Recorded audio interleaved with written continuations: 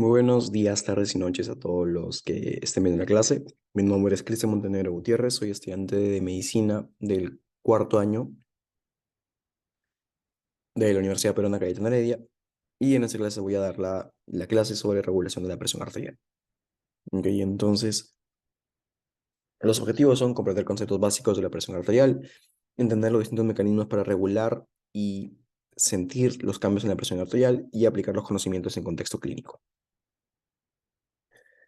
El índice es, primero vamos a hablar un poquito sobre presión arterial, luego sobre receptores, es decir, cómo el cuerpo siente los cambios en la presión arterial, y en tercer lugar, mecanismos de regulación de la presión arterial. En primer lugar, los invito a que interioricen y que traten de ver qué tanto saben del tema, qué tanto sienten que les falta del tema para que ustedes puedan ver los huecos y esos huecos tratar de rellenarlos con este repaso. Ok, entonces primero, con respecto a la presión arterial, ustedes probablemente ya lo saben, la presión arterial sistólica es la presión arterial ejercida por la sangre contra los vasos durante la sístole, mientras que la presión arterial diastólica es la misma presión, pero que se ejerce durante la diástole, ¿ya? Probablemente cuando ustedes escuchen el nombre de presión arterial, al toque les viene en la cabeza el número 120 sobre 80, 120 sobre 80, pero acá quería hacer un pequeño hincapié, y es que desde que salió las últimas guías, la presión normal ahora se considera todo lo que sea menor a 130, bueno, no todo, ¿no? Pero lo que sea menor a 130 y lo que sea menor a 85 en diastólica y 130 en sistólica, ¿ya? La elevada es de 130 a 140, de 85 a 90, y la hipertensión tipo 1, ojo, este es un punto importante, es recién a partir de 140, ¿ya? No es 130, 135, no, es recién a partir de 140 o en la diastólica recién a partir de 90. ¿Ya? Y la presión arterial tipo 2 recién a partir de 160, recién a partir de 100, ¿ya? Entonces, dos consideraciones importantes. Primero, no hay hipertensión arterial tipo 3 y en segundo lugar, no se considera presión arterial cuando es por debajo de 140. Ya tiene que ser recién en 140 para que sea hipertensión arterial propiamente dicho.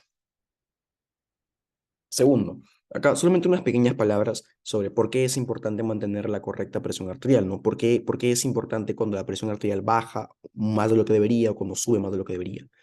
En primer lugar, cuando baja más de lo que debería, que está acá a la derecha, el problema es que puede llegar a haber hipoperfusión, puede haber disminución del flujo sanguíneo del flujo de la sangre que llega a los tejidos, ¿ya?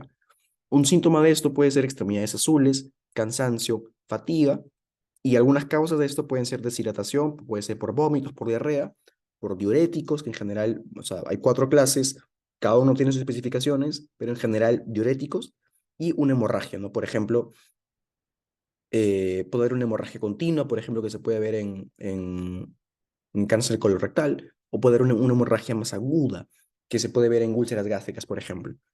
¿Ya? Otro fenómeno es el fenómeno de hipotensión postural, en donde puede haber síntomas de hipotensión, pero no necesariamente es patológico, ¿ya?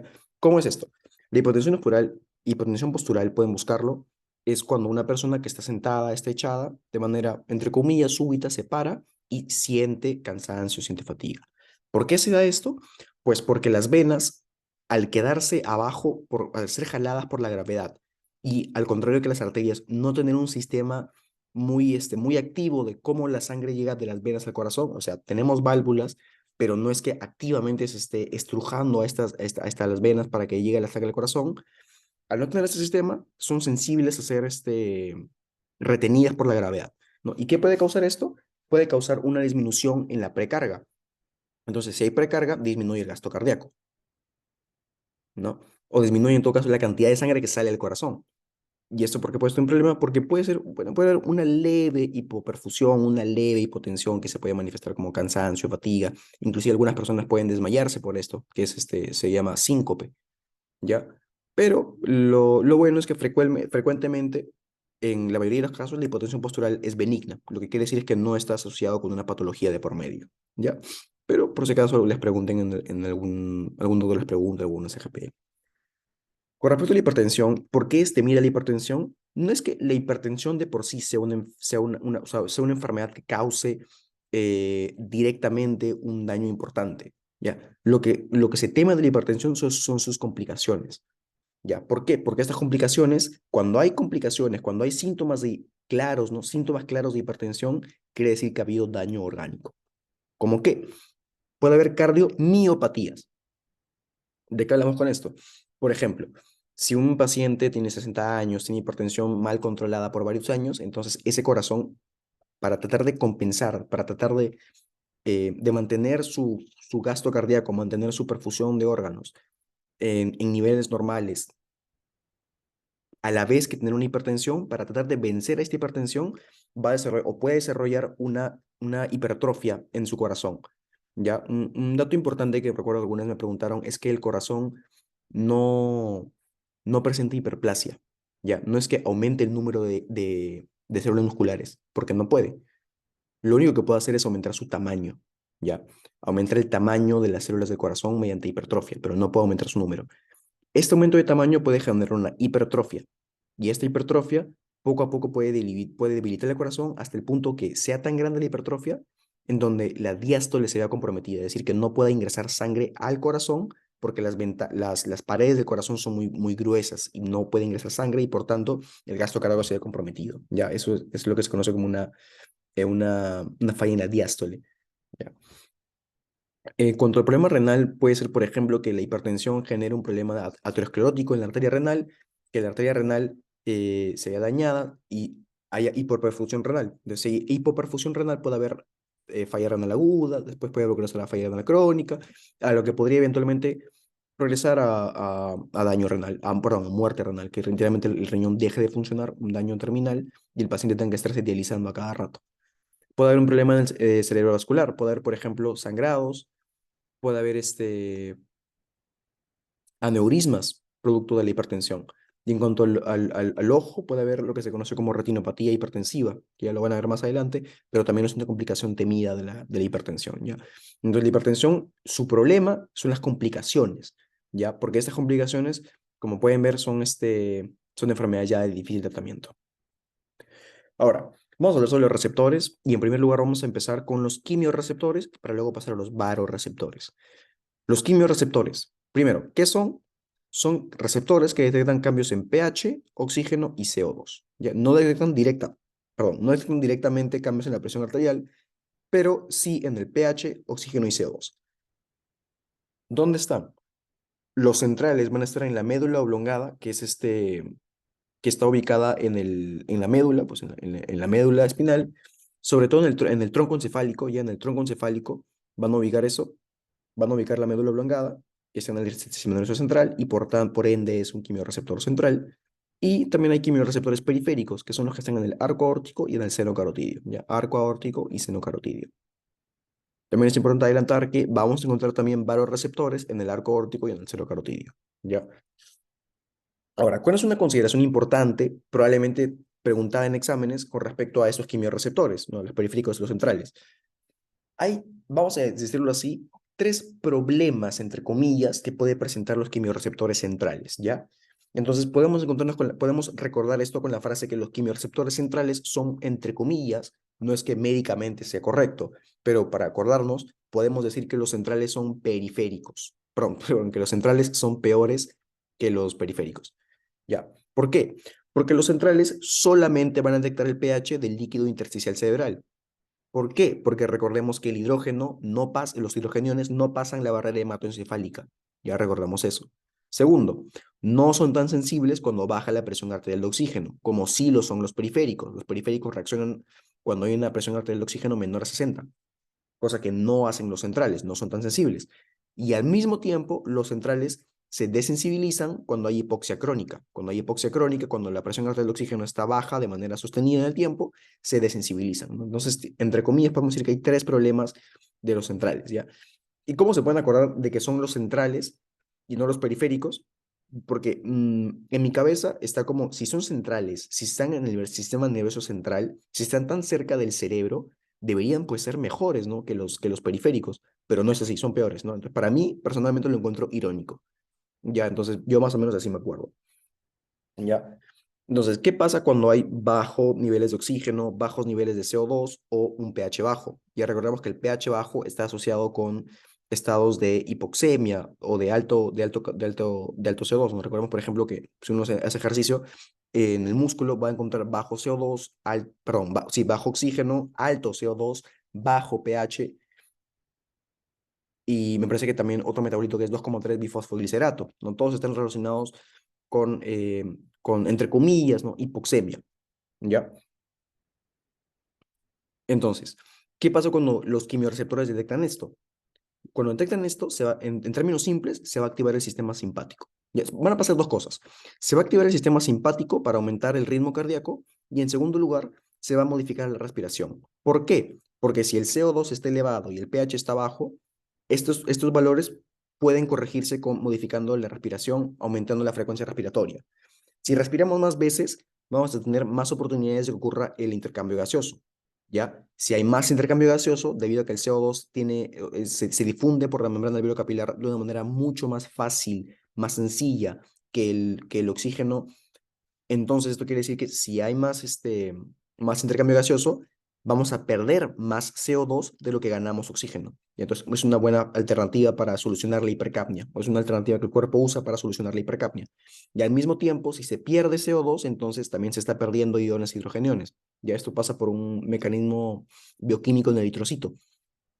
Ya, y cuando esto pasa, se pierde CO2, sube el pH, ya no hay acidosis, puede llevar a niveles normales, y así es como se modifica, así es como modificando la respiración podemos modificar esos niveles de metabolitos. ¿Ya? Acá tenemos un gráfico donde se explica todo, pero lo voy a explicar un poquito más adelante. Ahora, hablando sobre los varoreceptores,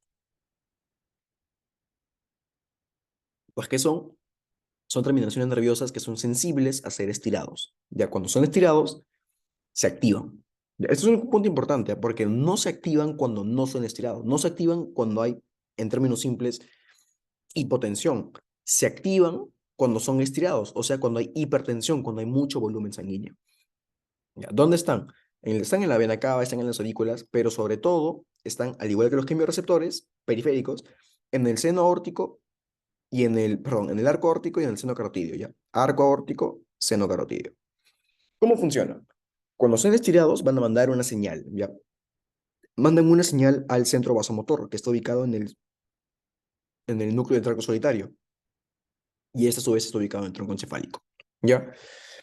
Así es como llega la información. ¿Y cómo sale? Sale a manera de estimulación simpática o parasimpática, ¿ya? Ahí lo vamos a dejar por todavía hasta ahora. Lo que quiero que se lleven de esta idea, pues, es que cuando son estirados, o sea, cuando son estimulados, van a mandar la señal hacia el tronco para que se active una respuesta parasimpática. Ya cuando son estirados, cuando se activan, van a ser parasimpáticos, proparasimpáticos. Pero cuando no hay estiramiento, cuando no se manda la señal, cuando hay, entre comillas, una hipotensión, entonces no se manda señal y va a haber una respuesta simpática, ya prosimpática. ¿Cómo es que llega la información de esos núcleos al núcleo del tracto solitario? ¿Ya? En el seno aórtico va a ir mediante el nervio 10, el nervio vago, al núcleo del tracto solitario, así se llama. Es importante que se acuerden de este núcleo porque es preguntable. Núcleo del tracto solitario. Mientras que si se activa el seno carotidio, va a ir mediante el nervio 9, el nervio glosofaringeo, a también el núcleo del tracto solitario. ¿Ya? Dos consideraciones importantes. Primero, el camino, o sea, mediante el nervio 10 y el nervio 9, lo hacen tanto quimio como varo, ¿ok? No solamente varoreceptores, lo hacen también los quimioreceptores. Ya, y segundo, es importante que se acuerden que en el seno aórtico va con el 10 y el seno carotidio va con el 9, ¿ya? ¿Cómo yo me acuerdo de esto? Me acuerdo porque en mi cabeza es como la arteria más importante va con el nervio más importante, ¿no? Entre comillas. Entonces, para mí, la aorta, pues como llega la sangre a todo el cuerpo, va a ser más importante que la arteria carótida, perdón, y al mismo tiempo el nervio parasimpático por excelencia, un nervio que si pues se lesiona, podemos llegar a morir, es el 10, el nervio vago, el que controla la respiración, el control de la frecuencia cardíaca. Ya, entonces, el nervio vago es súper importante para la respuesta parasimpática. Entonces, la arteria importante, la aorta, va con el nervio importante, el 10, el vago. Ya, mientras que el carotidio y el 9 mm, van juntos también. Ya, y acuérdense, va al núcleo del tracto solitario. Ya, entonces recogen información acá, mediante el 10, mediante el 9, van a la médula oblongada, al núcleo del tracto solitario. Ya, así es como llega la información. Esta es la vía aferente. Ya, ahora vamos a ver los mecanismos de regulación, en primer lugar, a corto plazo. Ya hablamos de qué hablamos a corto plazo: contracción, dilatación, frecuencia cardíaca, contractibilidad del corazón. Ya, de esas cuatro cosas estamos hablando en corto plazo. Antes de eso, me gustaría dar unas pequeñas palabras sobre los receptores adrenérgicos. Acá podemos ver los dopaminérgicos, colinérgicos, histamina también, pero ustedes lo van a ver más a detalle en farmacología o neurología.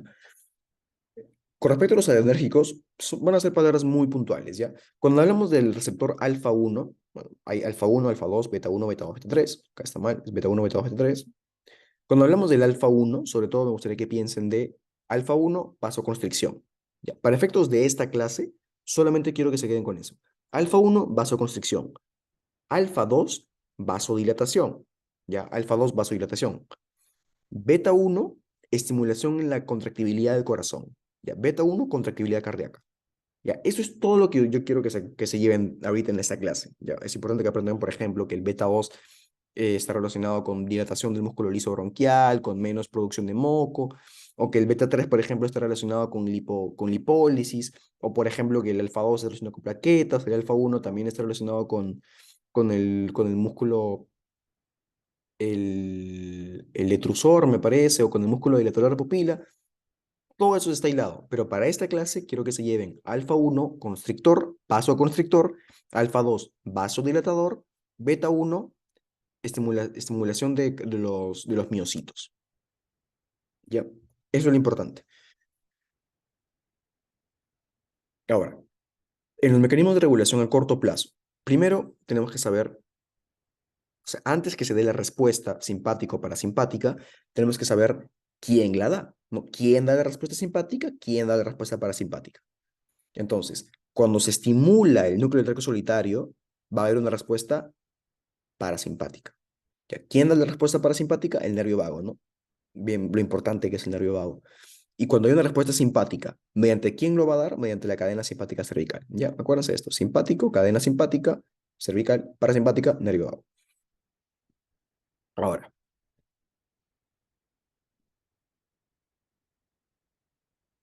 para la estimulación simpática y la parasimpática. Si se estimula la estimulación simpática, ¿qué va a pasar? Las arterias y las venas se van a constreñir, ¿ya? ¿Cómo esto puede afectar a la tensión, a la tensión arterial? ¿Ya? Las arterias, al constreñirse, van a fomentar a que haya un aumento en la resistencia vascular periférica. Ya esto con el fin de que el flujo siga llegando a los tejidos. ¿Ya? En las venas, ¿qué va a pasar? Constricción venosa va a conllevar aumento de precarga. ¿Por qué? Porque si se constriñen las venas periféricas, por ejemplo, quiere decir que la sangre no puede quedarse en las venas. Entonces, ¿a dónde va a tener que ir? Al corazón. Que si aumenta la precarga, o sea, llega más sangre al corazón por parte de las venas. Aumenta la precarga, aumenta el volumen de eyección también. ¿Ya? Y otro efecto simpático también es en el corazón. En el corazón va a haber dos efectos, ya no uno, dos. Va a haber estimulación de contractibilidad mediante estimulación de los cardiomiocitos del ventrículo izquierdo, sobre todo, ya, mediante, obviamente, respuesta beta 1 que ya lo hemos visto antes, y va a haber aumento en el ritmo cardíaco. Perdón, en la frecuencia cardíaca. ¿Cómo se aumenta la frecuencia cardíaca? Mediante el nódulo sinoatrial, ¿ya? Entonces, en el corazón, la respuesta simpática, ¿qué va a pasar? Va a haber aumento en el gasto cardíaco por la estimulación de las células de ventrículo, ¿ya? Los cardiomiocitos estimulados al estimular el receptor beta 1, y en el nódulo sinoatrial, si se estimula el nódulo sinoatrial, va a aumentar la frecuencia cardíaca, ¿ya? El nódulo sinoatrial va a tener lo van a ver, me parece, cuando vean más o menos EKG, pero por ejemplo, el nódulo sinoatrial va a tener una frecuencia de 60 a 100, es lo normal, ¿ya? Si se lesiona el nódulo sinoatrial, ¿quién queda para asegurar que todavía el corazón sigue bombeando? Es como una cadena decreciente. En el primer escalón está el nódulo atrioventricular, auriculoventricular, perdón, y el nódulo AV, ¿ya? Entonces, ese va a ser el encargado. Si falla él, después va a haber otros mecanismos, ¿no? El, la, la rama de His, las fibras de Purkinje, pero eso la van a ver más en EKG, ¿ya? Ahorita lo que me gustaría que se queden es para estimular frecuencia, nódulo sinoatrial, para estimular contractibilidad, ventrículo, ¿ya? Ahora, ¿qué pasa cuando se estimula el sistema parasimpático? Pues lo contrario, es bastante sencillo. Si hay vasodilatación en las arterias, va a haber una disminución en la resistencia vascular periférica, ¿ya? Pero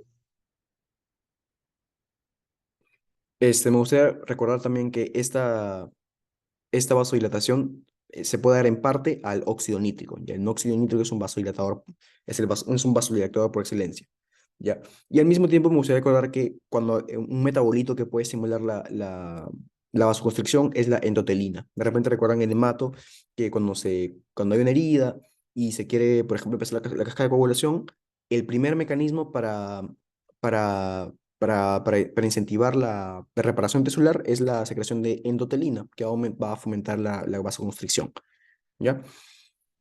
En cuanto a las venas, de nuevo, dilatación venosa va a significar menos precarga y menos gasto cardíaco, ¿no? Porque ahora la sangre ya no va al corazón, sino se queda estancada, digámoslo así. No es que se quede estancada como tal, pero digámoslo así, que se queda estancada en las venas.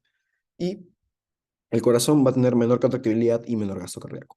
Y menor frecuencia cardíaca, ¿ya? Acá tenemos las vías aferentes, ya vimos, ¿no? 9 y 10. Las vías eferentes, vago y cadena simpática. Ya, vago para parasimpático, cadena simpática, pues parasimpático. Ya, acá podemos ver básicamente lo mismo. Es un gráfico de Costanzo que explica exactamente lo mismo. El 9 y 10 estimula el núcleo tacto solitario. Cuando se estimula, entonces se incentiva respuesta parasimpática, desacelerador cardíaco, ¿ya? Y también menos contractibilidad. Y el núcleo solitario, cuando no se activa, entonces va a haber una respuesta simpática, ¿ya? Va a estimular el corazón mediante estas dos formas y los vasos sanguíneos también, ¿ya? Ok, entonces acá podemos ver la fisiopatología de por ejemplo, de una hemorragia aguda. En una hemorragia aguda, lo primero que pasa es que va a bajar la presión arterial, ¿ya? Entonces, si hay menor presión arterial, va a haber vamos a perder sangre, literalmente. Entonces, va a haber menos dilatación de los vasoreceptores del seno carotidio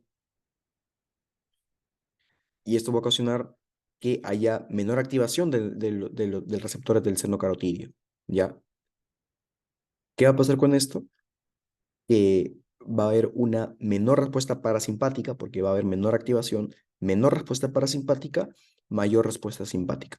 Ya, menor respuesta parasimpática, más ritmo, más frecuencia cardíaca. Cuando hay regulación parasimpática, sobre todo se relaciona con frecuencia cardíaca, no tanto con vasoconstricción, vasodilatación o con contracción. Ya, en cambio, la simpática sí se relaciona con frecuencia cardíaca, contracción y también vasocontracción. Contracción del corazón y contracción de las arterias y de las venas. ¿Ya? Todos esos mecanismos en conjunto van a tratar de mantener la presión arterial normal. Ya. Ahora vamos con la parte hormonal, que personalmente me parece la parte más bonita de la clase, que es con respecto al sistema retina-angiotensina, hormona antidiurética, péptido natriurético, aldosterona y cortisol. Vamos. Entonces, primero vamos a entender que el primer concepto que me gustaría que entiendan, que probablemente ya saben, es que el sistema retina-angiotensina se asocia con regulación de la presión arterial. ¿Cómo? Porque aumenta la presión arterial. Creo que es el primer concepto que todos tenemos, ¿no? Sistema retina-angiotensina es pro hipertensión arterial, entre comillas, ¿no? Digámoslo así, ¿ya? Primero me gustaría ver cómo se forma cómo sí es que funciona el sistema retina-angiotensina, ¿ya? Vamos a entenderlo así. Para poder llegar a formar angiotensina 2, que es lo que queremos formar en el sistema renina-angiotensina, ya para formar angiotensina 2, primero tenemos que formar o producir en todo caso renina, ¿ya? Para aquellas personas que no hayan llevado la parte renal todavía, vamos a decir en términos simples que la renina es producida en el riñón. Ya no vamos a entrar más a detalle, no vamos a entrar en qué parte, por qué células. Bueno, está hecho por las células juxtaglomerares, pero ahorita no le den importancia. ¿Ya? Lo importante es que sepan que renina es producida en el riñón. ¿Ya? Entonces empezamos. Ya tenemos renina y la renina va a fomentar la conversión de angiotensina a angiotensina 1. ¿ya? Y angiotensina uno va a ir a angiotensina 2, ¿ya? Entonces, esa es la primera secuencia. Angiotensina, perdón, angiotensinógeno a angiotensina y angiotensina uno a angiotensina 2, ¿ya? Entonces son los tres, angiotensinógeno uno y 2. ¿Cuáles son, digamos, las enzimas que permiten esto? Primero, renina. ¿Ya? Primero, renina. Y en segundo lugar, la enzima convertidora de angiotensina, la ACE, ¿ya? Entonces, ya que tenemos eso, vamos a entrar un poquito más a detalle. El angiotensinógeno es producido en el hígado. La renina, pues como lo dice, RR en el riñón, no es difícil acordarse de eso. Y la enzima convertidora de angiotensina es producida sobre todo en el pulmón, ¿ya? ¿Cómo nos podemos acordar de eso? Imagínense que están jugando un juego y las indicaciones dicen abajo, abajo, arriba, ¿ya? Porque angiotensinógeno en el hígado, que es abajo de la caja torácica. Renina en los riñones, abajo de la caja torácica, pero al final sube. ¿Por qué? Porque la enzima convertidora de angiotensina es producida en el pulmón, en la caja torácica. Y entonces, abajo, abajo, arriba. ¿Ya? Entonces, la renina va a fomentar la producción de angiotensina 2. ¿Ya? Y ahora vamos a ver qué pasa con la angiotensina 2. Ya. Vamos a ver, en primer lugar, las funciones del sistema renina-angiotensina. ¿Ya? En pocas palabras, ¿qué va a pasar? Va a aumentar la presión sanguínea. ¿Ya? ¿Cómo? Ya llegamos a la parte de angiotensina 2. Entonces, la angiotensina 2, vamos a dividir sus funciones en tres partes, ¿ya? Vamos a decirle, tiene funciones directas, que son las de acá, tiene funciones indirectas, que son las de acá, que va a ser producir otras enzimas, perdón, otras hormonas, y va a tener funciones renales, que son las de acá. Ya, no voy a dar tanta énfasis en las funciones renales porque no es importante para cardio en este momento, pero sí voy a entrar en más detalle en las dos de arriba. Entonces, la angiotensina 2 directamente, ¿qué va a hacer? Dos cosas, sed y vasoconstricción, ¿ya? ¿Cómo produce sed? Mediante estimulación, mediante una acción en el hipotálamo, y es el hipotálamo el que va a producir la sensación de sed, ¿ya? Angiotensina 2 va al hipotálamo y el hipotálamo produce la sensación de sed. Segundo, vasoconstricción. ¿Cómo va a ser vasoconstricción? Simple, por un receptor que es el receptor de angiotensina, de angiotensina 2. Listo, no hay más detalle, ¿ya? Directamente, ¿qué hace? Sed, vasoconstricción. Indirectamente, ¿qué va a hacer? Indirectamente va a ir a la neurohipófisis, ¿ya? Va a ir a la neurohipófisis, o sea, a la hipófisis o pituitaria posterior, porque hay una anterior, en la posterior, ¿y qué va a pasar? Va a estimular la secreción de ADH, ¿ya? Recordemos algo, recordemos que en la neurohipófisis se almacenan dos hormonas, ADH y oxitocina, ¿ya? Pero la angiotensina 2 solamente va a fomentar la liberación de hormona antidiurética, de ADH, ¿ya? ¿Qué hace la ADH? Después lo vamos a ver. En la corteza suprarrenal, acá está el riñón, en la corteza suprarrenal, ¿qué va a pasar? Va a fomentar la producción de aldosterona, ¿ya? La aldosterona también puede ser incentivada por la ACTH, que es una hormona que de repente viene en el endocrino, ¿ya? Pero o sea, el principal promotor, digámoslo así, de la aldosterona es la angiotensina 2. Ya, te va a producir aldosterona y la aldosterona va a tener sus propios efectos. Y en tercer lugar, vamos a ver qué hace en el riñón. Ya, esta parte no es tan importante, quizás sea más como por el amor al arte o ya para los que quieran llevarlo o verlo antes de renal. En términos simples, va a incentivar la reabsorción de agua. Ya, podemos entrar más a detalle. Ya, repito, esta parte no es importante para los propósitos de la clase, eh, pero ahí está, ¿no? Entonces, ¿qué hay? Primero, en el túbulo contorneado proximal va a estimular el exchanger de sodio y hidrógeno, que va a ocasionar que salga hidrógeno, que salgan los iones hidrogeniones y que entre el sodio. Y en el glomérulo, ¿qué va a pasar? Va a constreñir la arteriola eferente, ya va a constreñir la arteriola eferente y ¿qué va a ocasionar? Va a ocasionar que aumente la fracción entre tasa de filtración glomerular y el flujo plasmático renal, ¿ya? En todo caso, ¿qué va a pasar esto? Va a aumentar la tasa de filtración glomerular para aumentar la reabsorción de metabolitos, perdón, de iones y de agua, ¿ya? Entonces, ¿qué va a hacer? Estos dos efectos, ¿ya? Pero de nuevo, para la clase no son tan importantes, pero aquí están para tenerlo completo, ¿ya? Ahora, Ya sabemos lo que hace la angiotensina 2, ya sabemos sus efectos directos, indirectos y un poquito del riñón. Ya, pero ¿cómo es que la angiotensina se produce? Mediante la renina, ¿ya? ¿Y qué estimula la secreción de la renina? Sabemos que si el sistema renina-angiotensina estimula el aumento de la presión sanguínea, entonces, pues su estimulación debe ser baja presión arterial, ¿no? Pero entremos un poquito más a detalle. El primer fenómeno es, como la renina es producida por las células yuxtaglomeradas del riñón, ¿cuál es un motivador principal para que se produzca renina? Hipoperfusión renal, ¿ya? Hipoperfusión renal. ¿Qué puede provocar hipoperfusión renal, por ejemplo? Aterosclerosis, ¿ya? Una causa, por ejemplo, es aterosclerosis, pero también puede ser que en general haya hipoperfusión porque haya hipovolemia, por ejemplo, ¿ya? ¿Cómo lo hace? Mediante receptores beta 1. Ya, esto también es un dato curioso porque les había dicho que el beta 1 está en el corazón. Sí, es lo más importante, pero también está en el riñón. Y de hecho, si se estimulan los receptores beta 1 en el riñón, entonces se va a producir renina. Ya, renina. Y otro dato muy importante es que también se estimula con bajo potasio. Ya, es un poco raro. Ya, pero acuérdense de dos cosas, ¿ya? Cuando queremos reabsorber líquidos, lo que vamos a encontrar es alto sodio, bajo potasio.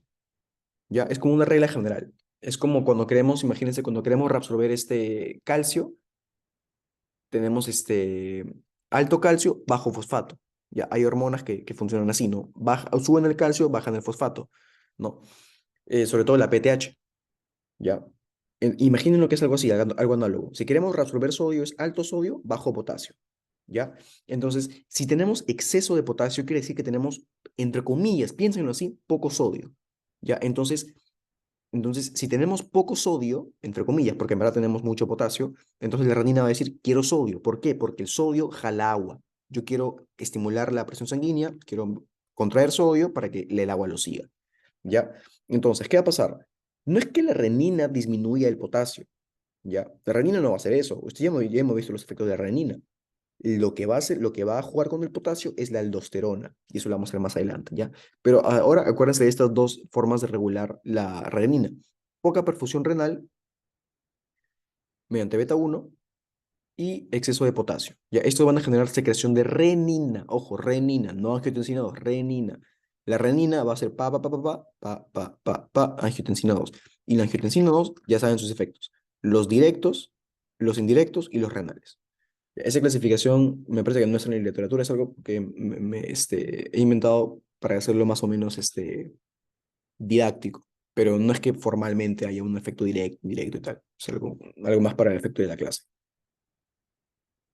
Ok, algunas cositas que me gustaría recordar de otros EFIs para tener el panorama completo, ¿no? Acá tenemos la glándula suprarrenal, tenemos la cápsula, tenemos la zona glomerulosa, fasciculada y reticular. Ya recordemos que en esta clase vamos a hablar, entre comillas, bastante de mineralocorticoides, o sea, de aldosterona.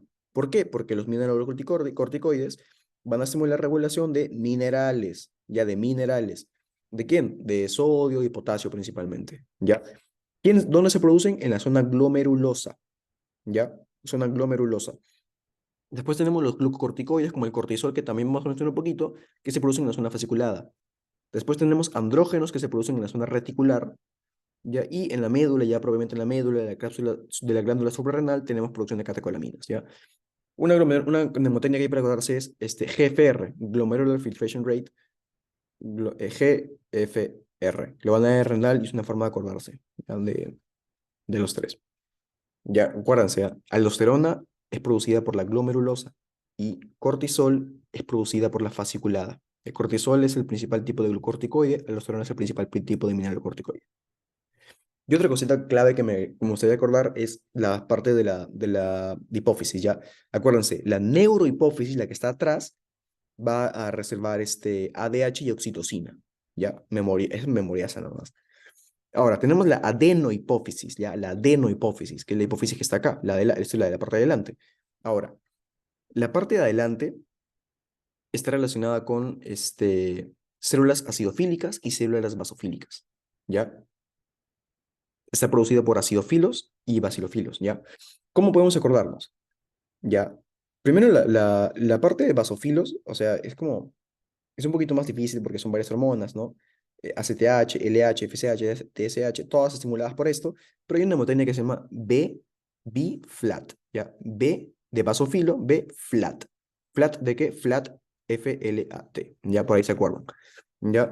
Y en cuanto a acidofilos, personalmente me acuerdo, me imagino a una persona muy alta, rosadita y con ginecomastia, ¿ya? Entonces, alta porque tiene exceso de hormona de crecimiento, de somatotropina. Eh, Ginecomastia porque tiene prolactina, ¿ya? Está estimulando bastante la producción de sus glándulas mamarias, ¿ya? Y rosada porque es acidófilo, ¿no? Porque así se ve la acidofilia, ¿no? Mediante eosinofilia en la tinción de HM, me parece, ¿ya? Eosinofilia rosado, basofilia azul, ¿ya? Perdón, morado, me parece. Ya, entonces seguimos con la clase, vamos con ADH y ANP. Y el péptido natrial, ahora, el péptido natrial aurético. Perdón, péptido atrial natriurético, ¿ya? Entonces, mecanismos de regulación, ¿ya? Primero vamos a hablar de la ADH, ¿ya? Primero la ADH vamos a hablar de efectos y luego regulación, ¿ya? ¿Cuáles son los efectos de la ADH? En primer lugar, va a haber un aumento de la presión arterial, ¿ya? Eso es lo básico, ¿ya? Aumento de la presión arterial, al igual que, acuérdense, sistema de angiotensina, aldosterona, ADH, ¿qué quieren? Aumento de la presión arterial. Ahora, la cosa interesante está en cómo lo hace. ¿Ya? Primero, lo primero que va a hacer es vasoconstricción, ¿ya? Mediante receptores V1, ¿ya? Receptores V1. Segundo, va a estimular la absorción de agua, que es bastante intuitivo, ¿no? ¿Dónde? En el riñón. Si nos queremos poner más como nefrólogos, específicamente es en el túbulo colector, el cual tiene tipo de células principales alfa 1 y alfa 2, ¿ya? Pero para efectos de la clase, solamente quédense con absorción de agua en el riñón, ¿ya? ¿Cómo lo hace? Mediante la inserción de acuaporinas 2. Es un canal de agua, ya que va a jalar solamente agua. ¿Y quiénes son los receptores que estimulan la secreción o la inserción en la membrana de acuaporinas tipo 2? Los receptores V2, ¿ya?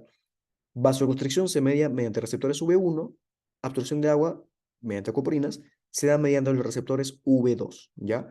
Entonces, acoporinas es el canal que jale el agua, pero ¿cuál es el receptor que estimule la formación de acoporinas? El V2, ¿ya? ¿Se acuérdense? Lo primero que va a pasar es vasoconstricción por V1 y lo segundo que va a pasar es absorción por V2, ¿ya? Uno de primeros, dos de segundo. ¿Ya? Imagínense así. Ya, ahora, una tercera mecanismo que también tiene que me parece interesante es la reabsorción de urea. ¿Dónde? De nuevo en el riñón, en el túbulo colector. Ya, en el túbulo colector.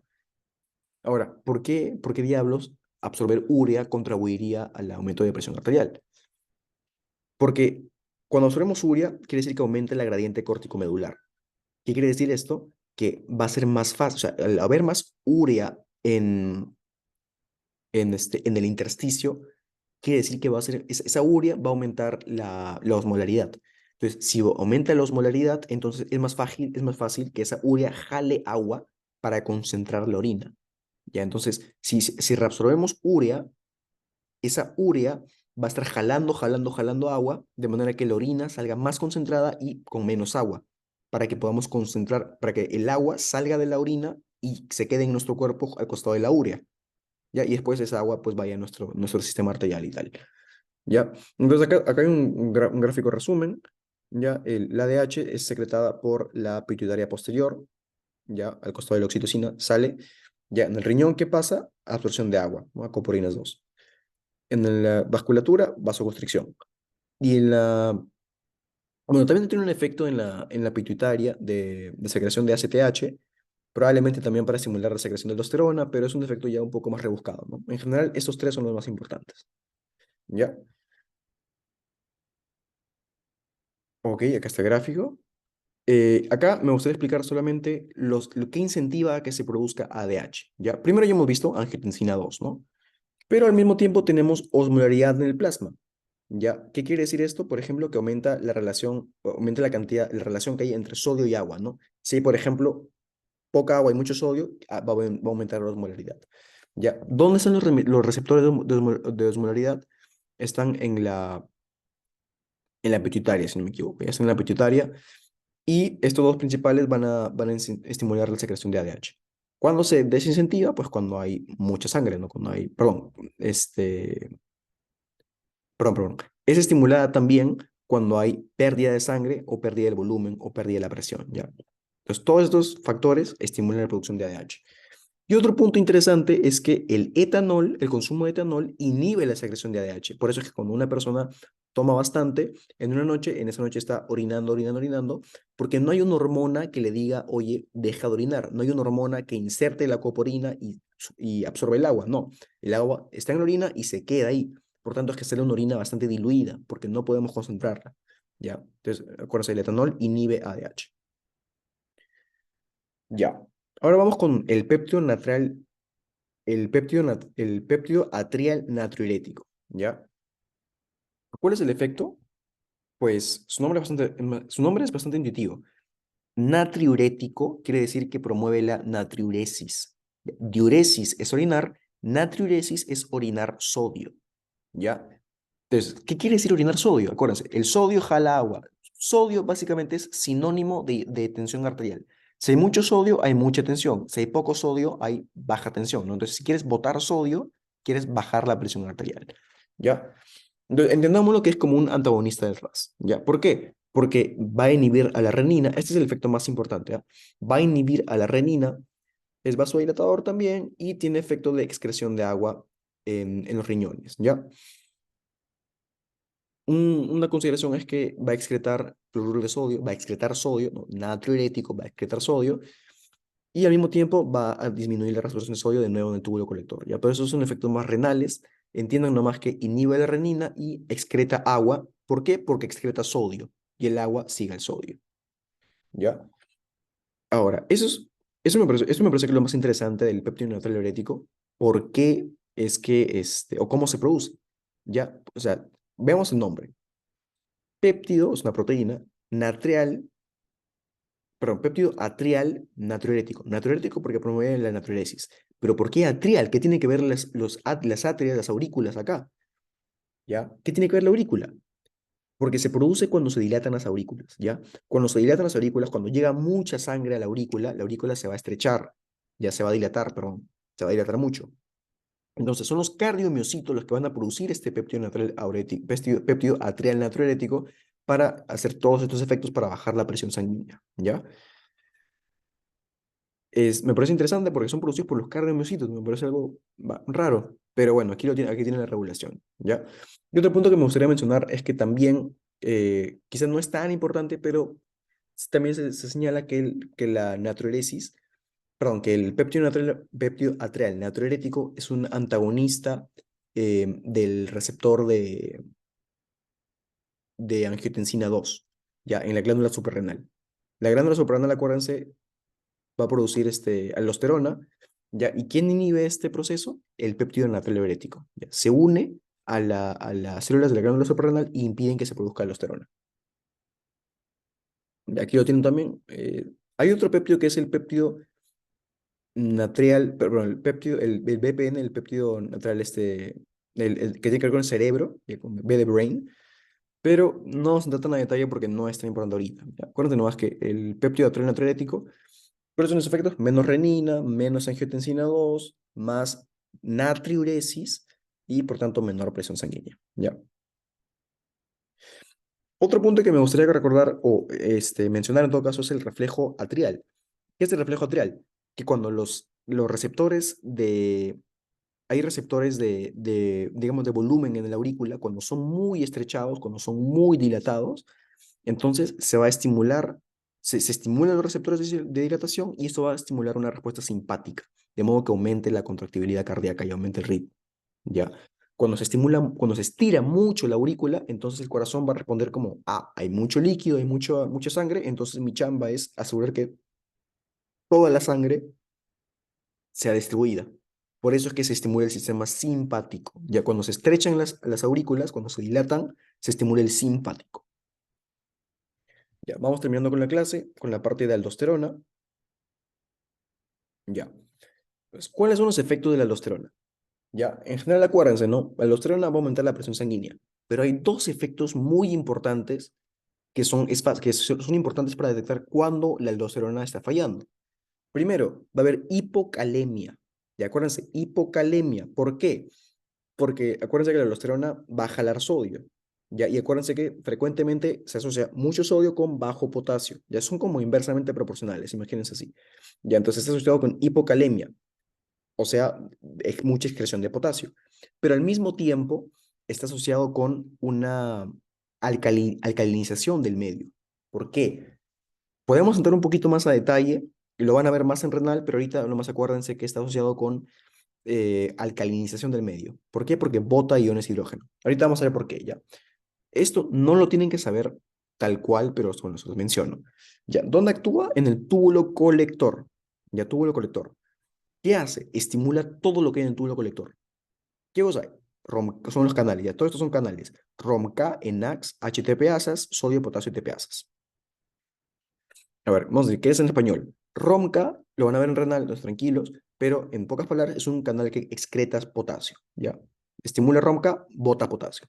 Estimula ENAX. ¿Qué son los ENAX? Mira, tienen una Na, sodio, estimula la reabsorción de sodio. Entonces, sal, potasio, entra sodio, HTPasa. ¿Qué es esto? Es una bomba que mediante el consumo de ATPs va a botar hidrógenos, ¿ya? Va a botar iones hidrogeniones y está siendo estimulada por la aldosterona. Por lo tanto, iones hidrogeniones salen, ya salen. Y al mismo tiempo va a estimular la bomba sodio-potasio ATPasa. ¿Para qué? Para que el potasio entre en el medio intracelular y el sodio entre al medio extracelular para que pueda llegar a la sangre. Esto pasa en las células del riñón, ¿ya? Entonces, exactamente, ¿qué pasa? De nuevo, reabsorbe agua, pero no es que reabsorba agua como tal, como los coporinas tipo voz, no. Va a reabsorber sodio, ¿ya? Y acuérdense que el agua sigue al sodio y va a secretar potasio e hidrógeno, ¿ya? La regulación negativa, péptido natriurético, ya lo hemos visto, y aquí está en el first aid, también tenemos sus efectos más como a gran detalle, pero lo que me gusta que se acuerden es esto, ¿ya? Se asocia con hipocalemia, secreta potasio y con mayor pH, o sea, pérdida de iones hidrogeniones, alcalinización. Ya acuérdense de eso. Vamos finalmente con el cortisol, pero con el cortisol vamos a ver unas pequeñas palabras muy puntuales. Ya, acuérdense que si el cortisol está secretada por la zona fasciculada de la corteza suprarrenal. En cuanto al metabolismo, aumenta la gluconeogénesis, lipólisis, catabolismo de proteínas, reabsorción del hueso. Lo que quiere hacer el cortisol es básicamente tener mucha cantidad de glucosa disponible en la sangre.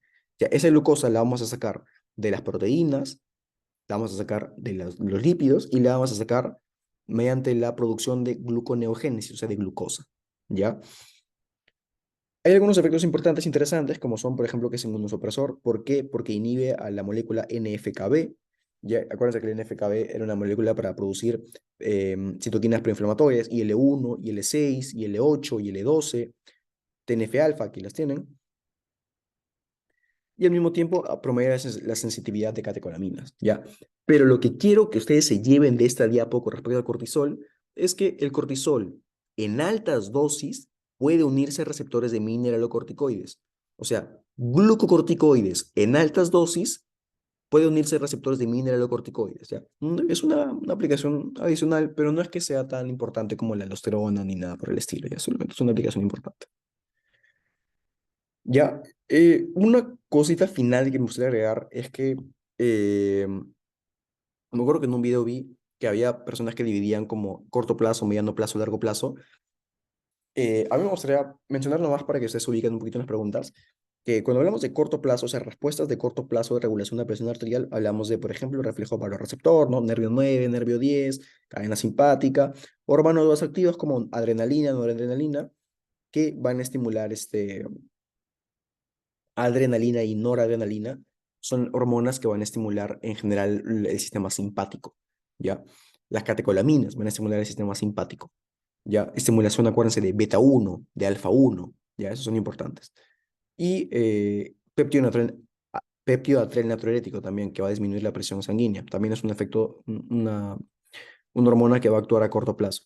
Cuando hablamos de mediano plazo, sobre todo estamos hablando del RAS, ya del sistema renina-angiotensina-aldosterona, ya, y también le podemos meter ahí al cortisol. Cortisol, aldosterona, renina, entran aquí en mediano plazo, ya. Ahora, también hay cambios a largo plazo.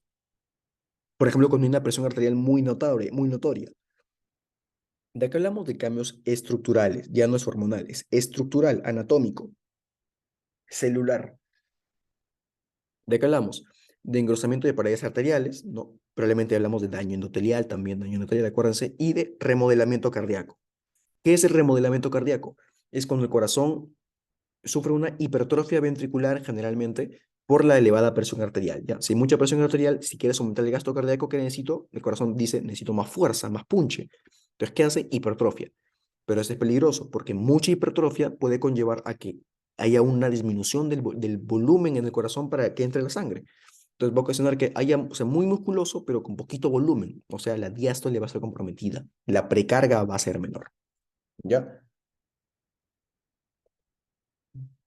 Entonces vamos a comenzar con las preguntas, ¿no? Entonces, como este es un video, tómese la libertad para pausarlo y a continuación voy a decir la respuesta. ¿Ya? Paciente que llega de emergencia al servicio. Tiene herida punzocortante en el epigastrio, ya que es la parte que está arribita del estómago, justo abajito del esternón. Tras estabilizar, su doctor le pregunta qué mecanismo predominó para tratar de mantener su hemostasis. Usted menciona. Ustedes ven que esto es súper rápido, ¿no? O sea, le han apuñalado, ¡pum! ¿Qué cosa hace el cuerpo para mantenerlo de manera rápida, inmediata? Renina, aldosterona, cortisol, ¡pum! Descartados. Sobreestimulación del núcleo del tracto solitario mediante cadena simpática. Ya, acá hay dos cosas mal, ¿no? Si se estimula el núcleo del tracto solitario, no sería mediante la cadena simpática, sería mediante el 9 o el 10, ¿no? El, el vago o el glosofaringio. Pero aparte no sería sobreestimulación, sería falta de señalización, porque acuérdense, ¿cómo se activa el simpático? Por no estimulación del núcleo del tracto solitario. ¿Cómo se activa el parasimpático? Por sobreestimulación del núcleo del tracto solitario, ¿ya? Entonces, falta de señales en el núcleo del tracto solitario. Ya, vamos con una pregunta un poquito más como caso clínico. Pausen, intenten y marquen, ¿ya? Hombre de 45 años se presenta a consultorio por dolor de cabeza y fatiga, debilidad muscular y calambres, ¿ya? Acá me excedí con este I.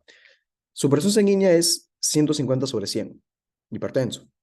En el examen físico se encuentra un leve edema bilateral en miembros inferiores, ¿ya? Usted no tiene por qué saberlo, pero cuando hay un edema bilateral, una cosa es unilateral, ¿no? Pero bilateral, estamos hablando, por ejemplo, de problemas renales, de problemas cardíacos. Ya es un problema más sistémico, hormonal. ¿Y qué quiere decir edema? Retención de líquidos. ¿Ya? Este paciente está reteniendo líquidos.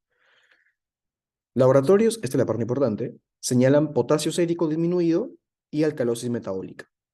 ¿Ya? ¿Por qué? Porque el pH es 7.5 y potasio bajo, ¿ah? Potasio bajo, alcalosis metabólica alta. Alcalosis metabólica, perdón. Aldosterona elevada. Usted concluye que los síntomas podrían deberse al análisis del laboratorio. ¿A qué síntomas me refiero? A debilidad muscular y calambres, ¿ya? Estos síntomas no están por las puras, son síntomas de algo, ¿ya? Y usted concluye que estos síntomas de debilidad muscular y calambres se deben a este laboratorio, ¿ya? ¿Qué mecanismo fisiopatológico podría explicar el caso clínico?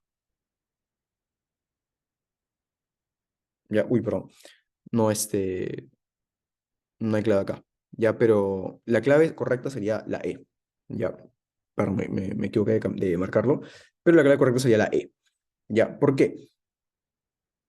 Debilidad muscular, calambres. Estos síntomas de qué son? Son muy específicos, ¿no? Pero vamos a ir leyendo. Hipertensión, edema bilateral, retención de líquidos, ¿ya? ¿Qué señalan los laboratorios? Potasio disminuido, alcalosis metabólica, aldosterona elevada, estamos hablando de un exceso de mineralocorticoides. ¿Y qué produce los mineralocorticoides? La zona glomerulosa, ya la zona glomerulosa de la glándula suprarrenal. Mala alimentación era más que todo una clave distractora, porque no hay nada que os haga pensar en eso. Eh, Activación descontrolada del sistema simpático, ya no sería esto. ¿Por qué? Porque estamos hablando de edema, de alcalosis, disminuyo, ya no sería simpático. No, si quisiera una hipertensión tras algo agudo, podríamos pensarlo, pero ya cuando ha pasado tiempo, es una persona mayor, no mayor, perdón, 45 años, pero es una persona que tiene edema, que tiene debilidad, que tiene alcalosis, potasio sérico disminuido, no se piensa más en otra cosa. Ya, hiperplasia de zona reticular. Ya, esto sobre todo nos hace pensar en andrógenos, ya, pero la persona no tiene signos de tener más andrógeno de lo normal. Después, sobreestimulación nuclear solitario, de nuevo, no es tanto simpático parasimpático, parece que es más hormonal, sobre todo por estas cuestiones metabólicas, el potasio sérico y el calosio metabólica. Hiperplasia de zona glomerulosa, acuérdense, quiere decir un aumento de aldosterona. Ya, la aldosterona bota potasio, ¿no? Potasio sérico disminuido.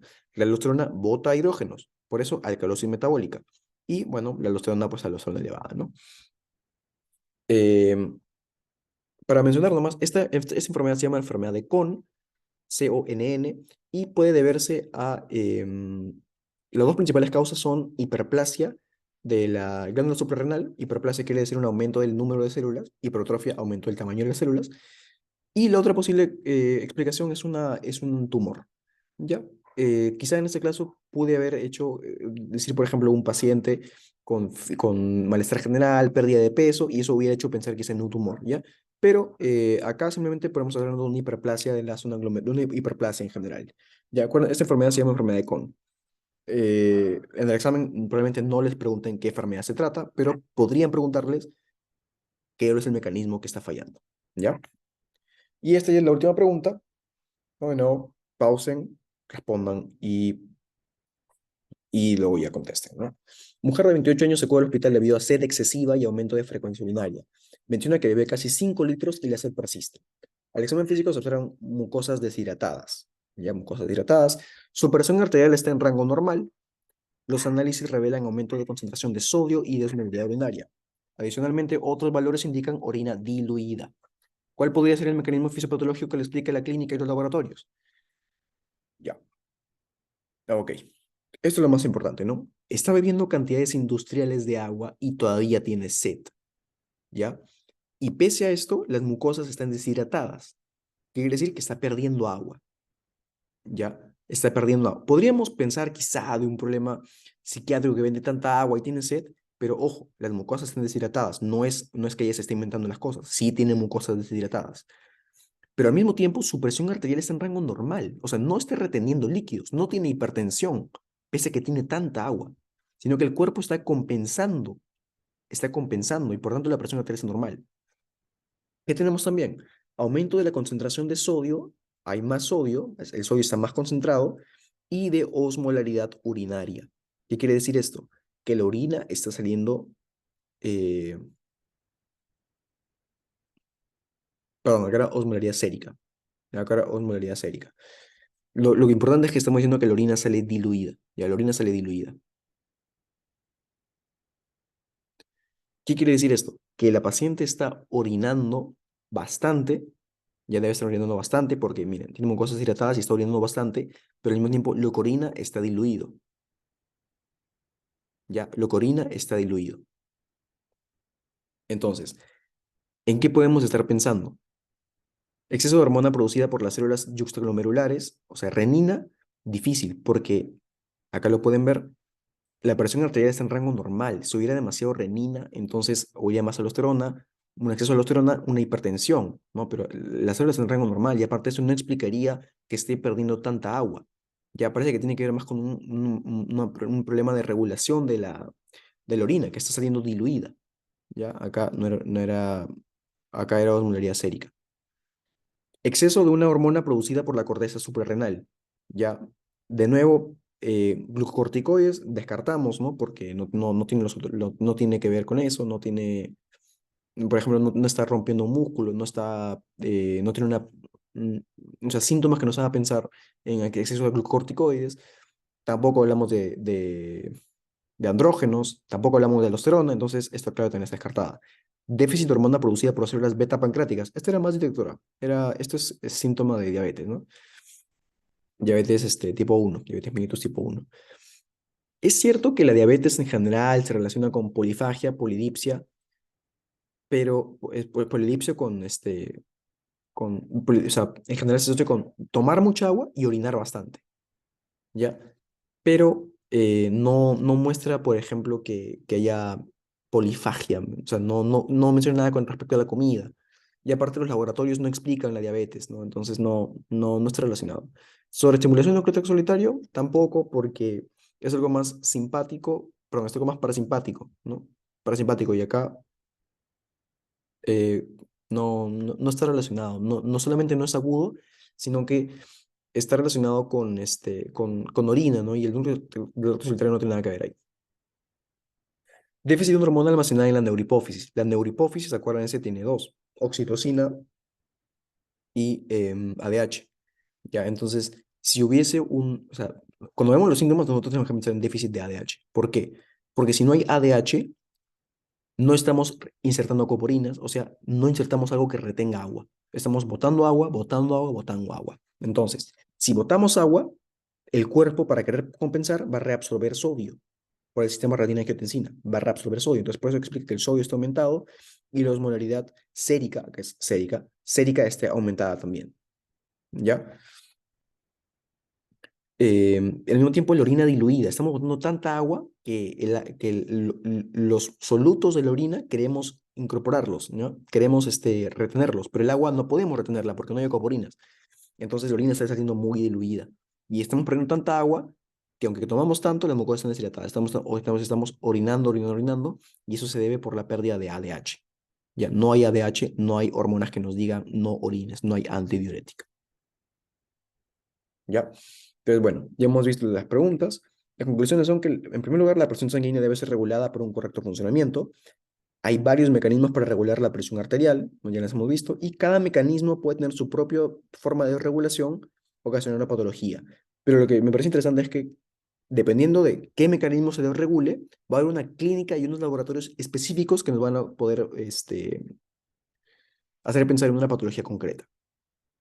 Ya, esta es la bibliografía. En ambos he tenido, sobre todo he leído estos dos artículos de fisiología cardíaca y de la glándula adrenal.